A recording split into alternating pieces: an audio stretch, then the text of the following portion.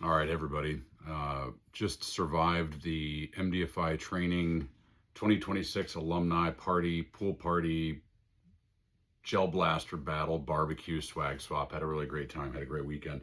But I got back to the office and I've been just doing a little bit of cleanup. But the one thing I just wanted to knock out real quick, because I'm kind of already set up for it, is I had an alumni member who had been paying attention to the chassis stuff and actually had a loaner chassis for me. So this is the CAA MCK chassis, also the same company that does the Roni, Micro Roni. I'm actually glad that I got the MCK because I've already tried this with a Roni, so I knew what the results were going to be. But what I've got is the same setup. I have the Glock 17 SBR that I took out of the Recover 2020 chassis. I've got it in this chassis. I'm going to have a bore sight laser on it, and then I've got a IR Viz laser on top, which simulates the optical plane, and then we have the ballistic trajectory with the laser in the barrel. I'm going to shine it at a whiteboard with a little bit of a grid at a distance of 5 feet. We're going to see what that spread is, and then we'll go ahead and talk about it from there.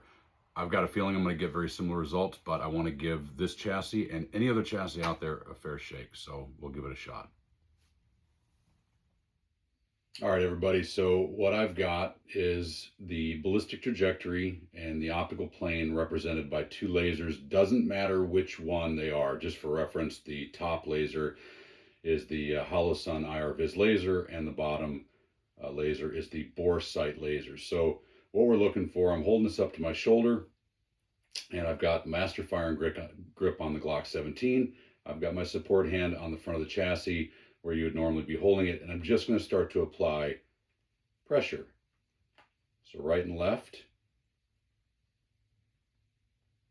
up and down.